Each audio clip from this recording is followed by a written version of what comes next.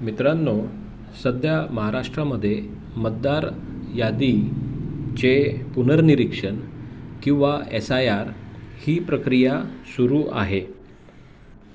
ज्यांचे नाव मतदार यादीत आहे त्यांना या प्रक्रियेत सहभागी व्हायचे आहे. या प्रक्रियेनंतर नवीन मतदार यादी तयार होणार आहे आणि या नवीन यादीतसुद्धा आपले नाव असले पाहिजे. त्यासाठी या प्रक्रियेत सहभागी होणे जरुरी आहे. SIR अंतर्गत आपल्याला एक फॉर्म भरायचा आहे. फॉर्म भरण्यासाठी 2 ऑप्शन्स आहेत. पहिला म्हणजे आपण ते ऑनलाईन भरू शकतो. त्यासाठी आपल्याला इलेक्शन कमिशनच्या वेबसाईटवर जावं लागेल. आता आपण बघू शकता की इलेक्शन कमिशनची वेबसाईट सध्या ओपन आहे. वेबसाईटचं नाव आहे voters.eci.gov.in. इथे बघा वरच स्पेशल इंटेन्सिव्ह रिव्हिजन SIR 2026 हा कॉलम दिला आहे. यामध्ये आपण बघू शकतो हा फिल एन्युमरेशन फॉर्म हा बॉक्स आहे. इथे आपण क्लिक केलं तर मग आपण तो फॉर्म ऑनलाईन भरू शकतो. दुसरा ऑप्शन असा आहे की इलेक्शन कमिशनचे कर्मचारी आपल्या घरी येऊन आपल्याला तो फॉर्म देतात आणि तो आपल्याला भरायचा आहे. माझं नाव नरेश लोखंडे आहे. मी प्रतापनगर नागपूर येथील रहिवासी आहो. माझा एरिया नागपूर दक्षिण पश्चिम या विधानसभा संघात येतो. माझं नाव मतदार यादीत असल्यामुळे मला हा फॉर्म BLO किंवा इलेक्शन कमिशनतर्फे मिळाला आहे आणि तो मी भरला आहे. तो मी आपल्याला सध्या आता दाखवणार आहो की मी तो फॉर्म कसा भरला.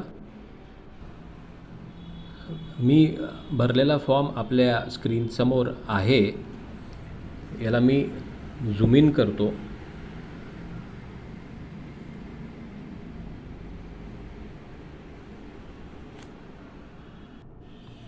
आता हा झूम इन केलेला आहे. आपण बघू शकता इथे वरच्या भागाला ऑलरेडी प्री प्रिंटेड माझी माहिती आहे. इथे माझे नाव आहे. एपिक नंबर जो आहे म्हणजे वोटर कार्डवर जो नंबर आहे तो आहे. आणि या कॉलममध्ये सध्याची जे वोटर लिस्ट आहे त्यामध्ये माझा सिरियल नंबर वरच्या भागात दिला आहे इथे आणि यादी भाग क्रमांक दिला आहे आणि इथे हा माझा जुना फोटो आहे आणि आता हा मी नवीन फोटो पेस्ट केला आहे. इथे तुम्हाला स्पष्ट दिसत नसेल तरी काही प्रॉब्लेम नाही. ही माझी माहिती आहे माझ्याबद्दलची. तुमच्या फॉर्मवर तुमची माहिती इथे राहणार आहे. आता हा फॉर्म भरताना सर्वात महत्त्वाचं म्हणजे हा जो कॉलम आहे हा कॉलम म्हणतो मागील SIRच्या मतदार यादीतील मतदाराचा तपशील. मी थोडं जवळून आपल्याला दाखवतो. मागील SIRच्या मतदार यादीतील मतदाराचा तपशील. तर मागील SIR जे आहे ते 2002मध्ये झालं होतं. तर आपल्याला तो तपशील यामध्ये द्यायचा आहे. जर आपलं नाव मागच्या म्हणजे 2002च्या यादीत असलं तर आपल्याला हा कॉलम भरायचा आहे. आता हा कॉलम भरताना बरेचसे लोक चुकीची माहिती इथे देत आहे. म्हणजे बेसिकली इथे जे माहिती आहे म्हणजे ही आता सध्याची माहिती आहे हीच माहिती इथे देत आहे ते चुकीचं आहे. विशेष म्हणजे इथे जे आपल्याला लिहायचं आहे मतदारसंघाचे नाव नागपूर पश्चिम मतदारसंघाचे नाव आणि इथे मतदारसंघ क्रमांक यादी भाग क्रमांक आणि अनुक्रमांक इथे लोक चूक करत आहे. कारण ते इथे जे दिलं आहे तेच टाकत आहे. पण जरुरी नाही की ही जी सध्याची माहिती आहे हीच माहिती 2002मध्ये पण होती तशीच होती हे काही जरुरी नाही आहे. म्हणून हा कॉलम भरण्याच्या आधी आपण आपलं नाव SIR 2002च्या यादीमध्ये शोधणं ते खूप जरुरी आहे. तर ते आपण कसं शोधायचं? तर ते आपण इलेक्शन कमिशनच्या वेबसाईटवर जाऊन इथे बघा, इथे search your name in last SIR हा बॉक्स आहे, इथे आपण क्लिक करायचं.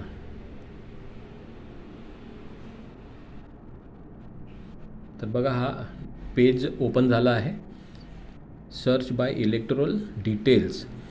तर इथे आपण आपलं स्टेट टाकूया, महाराष्ट्र. इथे डिस्ट्रिक्ट,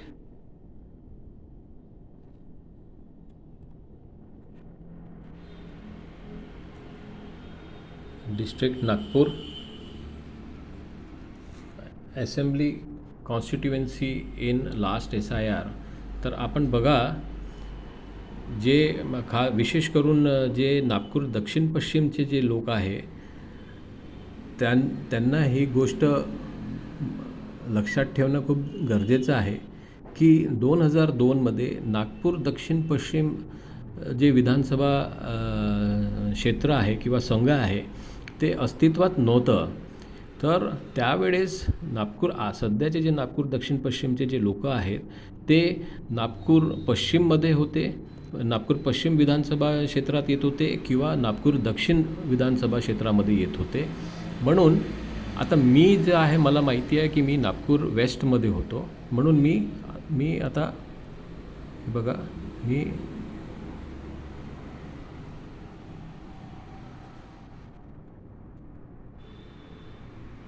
मी नागपूर वेस्ट सिलेक्ट केलं आहे. आणि आता हे जे आहे पोलिंग स्टेशनचे नंबर आणि नेम हे तर मला माहीत नाही, पार्ट सिरियल नंबरही मला माहिती नाही.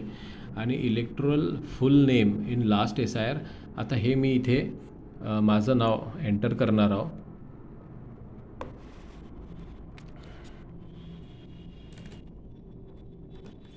फुल नेम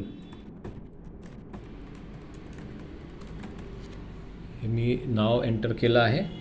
आणि आता इथे जे म्हणत आहे electoral as in 2002, relative type, electoral relative full name in 2002, हे सगळं नाही भरलं तरी चालेल. फक्त आता कॅप्चा भरणं जरुरी आहे.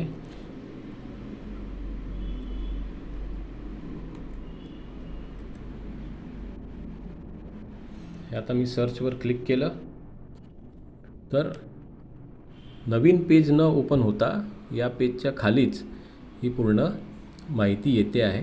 आता इथे टोटल रेकॉर्ड्स बघाल आपण 100 आहेत, म्हणजे माझ्या नावाचे आणि या मतदार क्षेत्रातली जे आहे रेकॉर्ड आहे. तर आपण बघू शकता ही असा रेकॉर्ड आलेला आहे.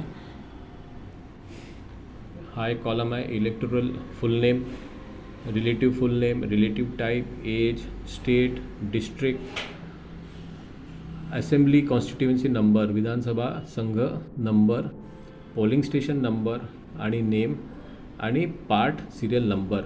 आता हा जो पोलिंग स्टेशन नंबर आहे हा polling station number, booth number,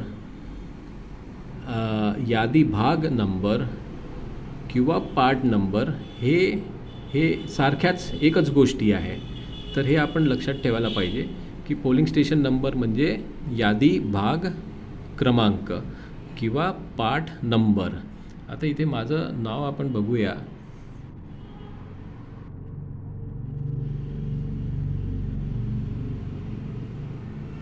आता बघा 6 नंबरवर लोखंडे नरेश उद्धव हे दाखवलं आहे. हे जे 27 आहे हे त्यावेळेसचं माझं वय आहे, महाराष्ट्र, नागपूर. बघा हे 137 नागपूर वेस्ट.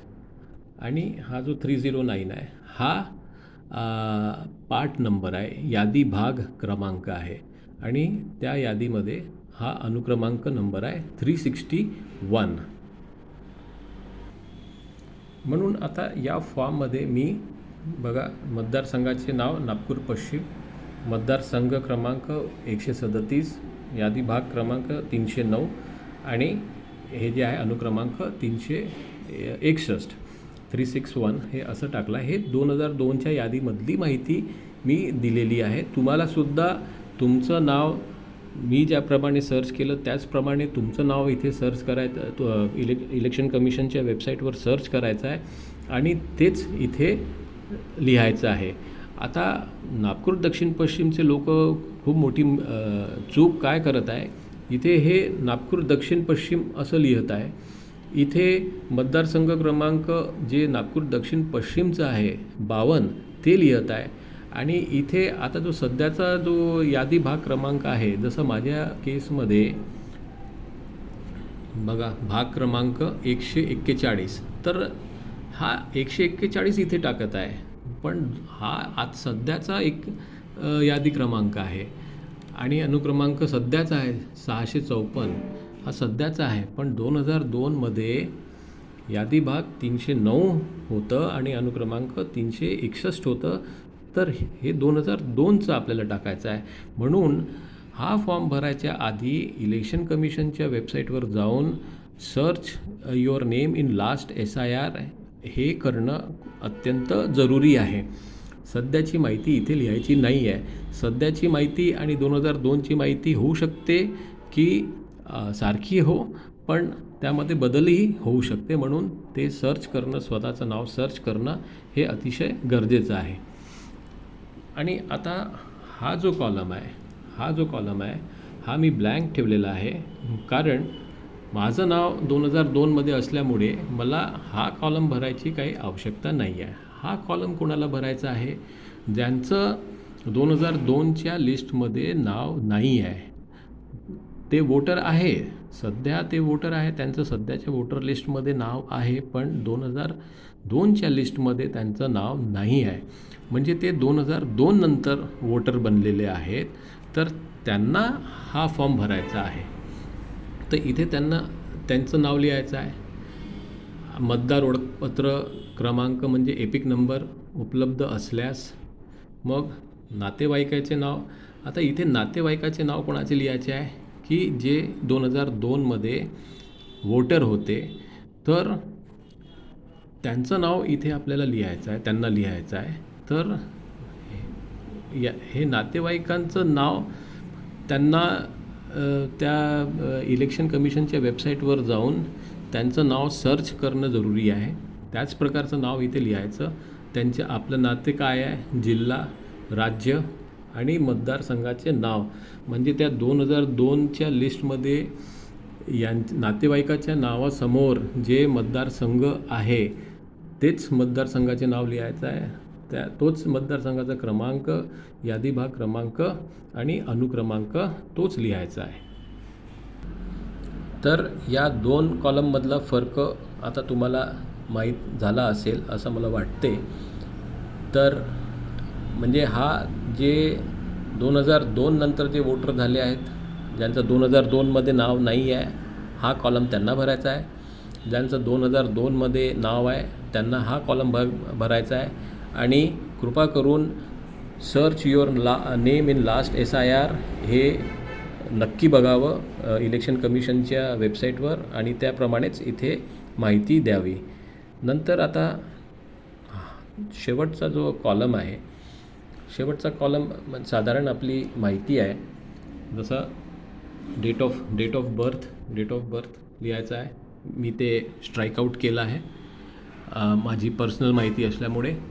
मग मोबाईल क्रमांक लिहायचा आहे. हा ऐच्छिक आहे, पण दिलं तर ठीक आहे. सॉरी, आधार क्रमांक लिहायचा आहे.